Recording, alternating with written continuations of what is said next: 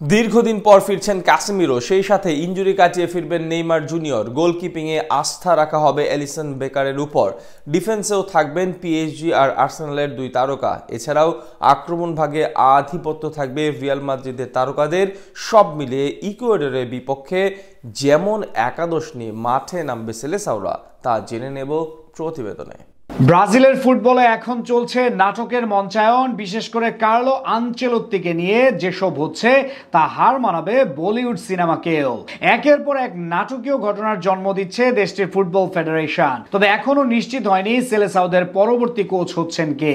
যতটুকু খবর শোনা যাচ্ছে তাতে চলতি সপ্তাহে ঘোষণা আসবে নেইমারদের গুরু কে হচ্ছেন। তবে এর আগে চারদিক থেকে আলোচনা শুরু হয়ে গেছে আগামী জুন উইন্ডোতে কেমন স্কোয়াড নিয়ে মাঠে নামবে ব্রাজিল। বিশেষ করে দরিবালের অধীনে সুযোগ পাওয়া প্লেয়াররা কি দলে থাকবেন নাকি নতুন কোচ এসে দেবেন নিজের পছন্দের ছাপ। কিন্তু বাস্তবতা বলছে বর্তমান ব্রাজিল স্কোয়াডে অভাব রয়েছে নতুন স্কিলফুল প্লেয়ারের। সেক্ষেত্রে কোচ চাইলেও নতুন তারকাদের দলে ভেড়ানো সহজ হবে না। তার উপর বিশ্বকাপের জন্য হাতে সময় রয়েছে কেবল বছর খানেক। ম্যাচের হিসেব করলেও সংখ্যাটা নেমে আসবে 10-এর নিচে। তাই পুরনো ফুটবলারদের নিয়েই দল সাজাবেন সেলেসাও মাস্টারমাইন্ড। তবে সেখান থেকে একাদশের সুযোগ মিলবে কোন 11 জনের। ব্রাজিলের সবচেয়ে আস্থার জায়গা হচ্ছে দলটির গোলকিপিং পজিশন, যেখানটায় রয়েছে দুই বিশ্বসেরা গোলকিপার। সেখান থেকে কাকে একাদশের সুযোগ দেওয়া হবে তা নিয়ে বেকায়দায় পড়তে হতে পারে সেলেসাও মাস্টারমাইন্ডকে। যদিও এই পজিশনে এলিসন বেকারি থাকবেন প্রথম পছন্দ হিসেবে। ইকুয়েডরের বিপক্ষেও তার উপরই থাকবে দলের ভরসা।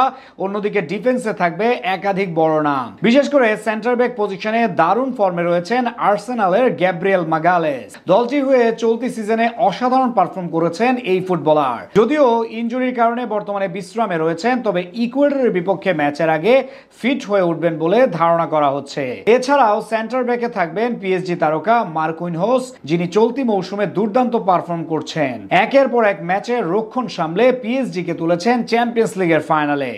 অন্যদিকে রাইট ব্যাকে থাকবেন ভান্ডারসন ও লেফট ব্যাকে আরেনা। তবে মিডফিল্ড পজিশন নিয়ে কিছুটা চিন্তায় রয়েছে সেলেসাওরা। কাসেমিরো ফিরলে অনেকটাই নির্ভর থাকতে পারবে দলটি।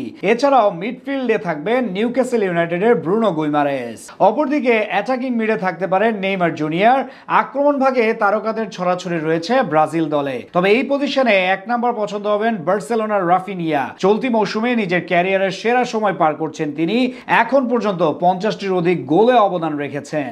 তার সাথে আক্রমণ ভাগে ভিনিসিয়াসের থাকাটাও প্রায় নিশ্চিত। চলতি মৌসুমে নিজের সেরা ছন্দে না থাকলেও একাই প্রতিপক্ষের ডিফেন্স ভেঙে দেওয়ার ক্ষমতা রয়েছে তার। তাছাড়া অ্যাটাকিং লাইনআপে দেখা যাবে রিয়ালের আরেক তারকা রদ্রিগোকে। সব মিলিয়ে শক্তিশালী এক দল নিয়ে ইকুয়েডরকে হারাতে মাঠে নামবে সেলেসাওরা।